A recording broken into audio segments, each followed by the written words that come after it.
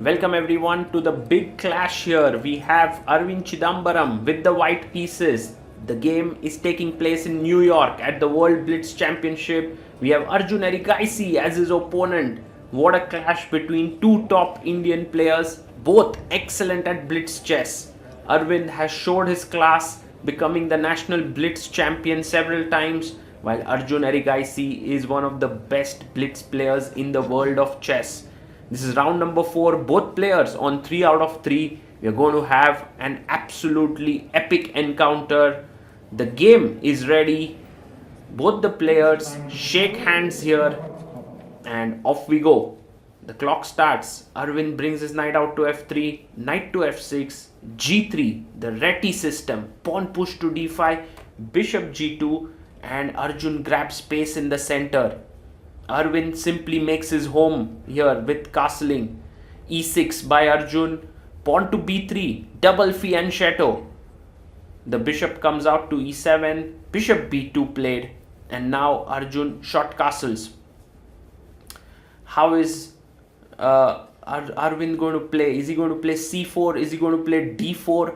Few possibilities here. He plays c4, but Arjun blocks the pawn. Aravindh tries to open it up. Knight comes out, takes the pawn. Pawn takes, and now rook e1. The rook looks in the center of the board, stopping the e5 move to block the bishop permanently. Rook e8 played. He wants to get his bishop out and push the pawn forward to e5. So let's see what Aravindh does next. For now, e5 is not really threatened. He plays his pawn to d3, getting his knight out to d2 is on the cards. And now Arjun plays bishop c5. He wants to play e5 here. So makes sense to stop it. Knight e5 comes on the board. This is a typical way to stop the pawn moving forward. And now Arjun is considering a few options, but taking the knight seems the most logical. He takes it. Rook takes played here, and now you have to be careful. Your bishop is hanging.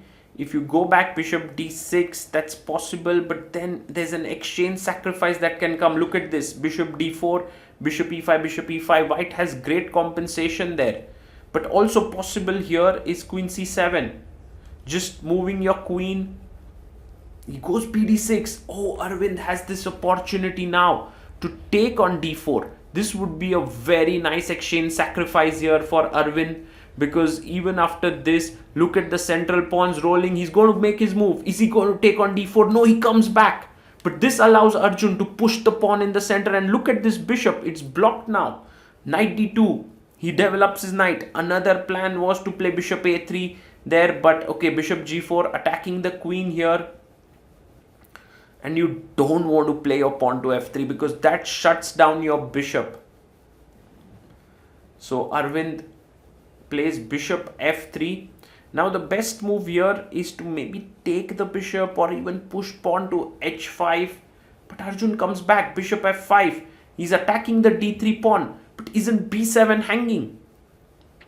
Can Aravindh take the pawn?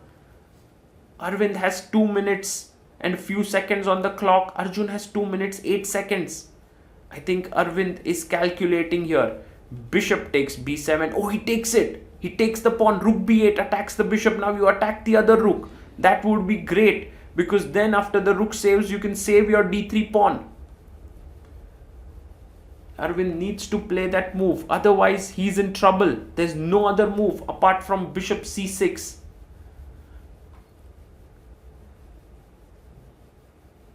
I wonder what oh, maybe he wants to play queen f3, attacking here and here, but then bishop g4, queen g2, and maybe bishop b4, and it's already getting very, very nasty because this is controlled. No, he goes bishop e4, he panics here. Arjun takes the bishop, and look at these light squared weaknesses. Bishop b4 attacks the rook. Suddenly the rook is running out of squares. Rook e2, there is bishop g4 pinning. So now the rook needs to move away to f1, but then bishop h3 attacks the rook on f1. Lot of problems here for Arjun. He's creating a lot of problems for Aravindh. Now rook f1 played. The good news for white is that he at least has a pawn, but nothing more than that. Bishop h3 played. He's attacking the rook on f1. a3. Just kick the bishop away. Could be an idea. What else? He plays a3. If you take bishop f1, I'll just take ab4 and try to sort of attack the a7 pawn. That's the plan for me. Arjun comes back, bishop f8. Now if you try to save rook e1, maybe b3 pawn is a weakness. He doesn't even try to save, he just pushes b4. He gives up the rook. Aravindh is like, take my rook, give me your bishop. It's a risky bishop here that is looking at the g2 square. But Arjun also doesn't take, he first attacks the knight. The knight comes back to d2. And I guess it's logical now to take the rook. He takes it, bishop f1. Aravindh, take with the queen, take with the knight, take with the king, all possible here. But maybe taking with the queen is the best. He can then pop out on this long diagonal or go to h3. Takes queen f1, pawn to a5, attacking the b4 pawn. He pushes forward, pawn to a4, stopping the knight from coming to b3. Queen g2 played. This move a4 was so classy because he also fixes the a3 pawn, which is a weakness. White does have some compensation, but is it enough? Arjun plays his bishop to c5. Rook comes to e1 and now brings his queen up. Look at this, he's attacking a3. Aravindh running very low on time. He's down to last 20 seconds on the clock. Arjun has 1 minute 30 seconds. He's just such a speed monster here. Arjun Erigaisi, a reason why he's the best in the world. Pawn to h4 played, pushing the pawn there. Just Aravindh was at loss for what to do. He just pushed his pawn with like few seconds left. Now Arjun plays h6. Aravindh pushes forward. Can Aravindh fight back here? He has a plan here. Knight f3, knight h4, looking at g6 and f5. Arjun, using his time wisely, plays rook to d8 in the center. Queen h3, attacking the f5 pawn. He defends it. Rook f8. And now Aravindh plays knight f3. He's going knight h4, pawn to e4. If you take, the knight is hanging. So he goes knight h4 directly. But this is already looking dangerous. f5 is hanging and g6 is coming in. But e3 played. He plays his bishop to c1. Aravindh hardly has time. He's playing on his last 2 seconds. Pushes his pawn to f4. Another excellent move. Knight comes to g6, attacking the rook and the pawn. What is the answer here for Arjun? Well, Arjun has it all figured out. He takes on f2, king f2, takes on g3. It's a double check. The king has to move back. Now it's, the rook is attacked. You have to be careful if you play rook e8. I'll take the f file.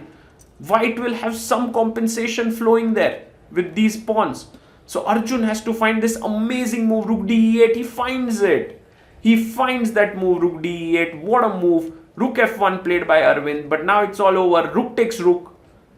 Queen takes. And now he can even chop off this pawn here on a3. It's a juicy pawn. He takes it. Bishop comes to f4. And Arjun plays queen e6. He's now threatening to come in with the queen. Bishop takes the pawn on g3. This time Arjun just offers the trade of bishops, and now the a pawn is super strong. Bishop takes bishop. Queen takes. The white king is tremendously weak here. Many ways to win. Pawn pushes forward. a3. King g2. He plays a2. And it's all over here. c5 played. Arjun says, well, that's a free pawn.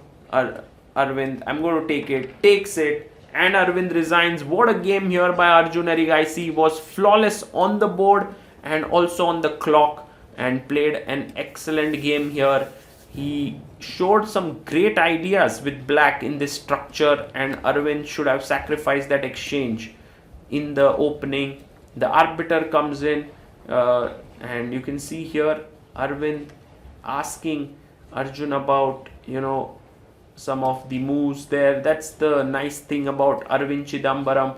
He's always keen on learning. He's always keen to improve, and that's the reason why he is improving so rapidly.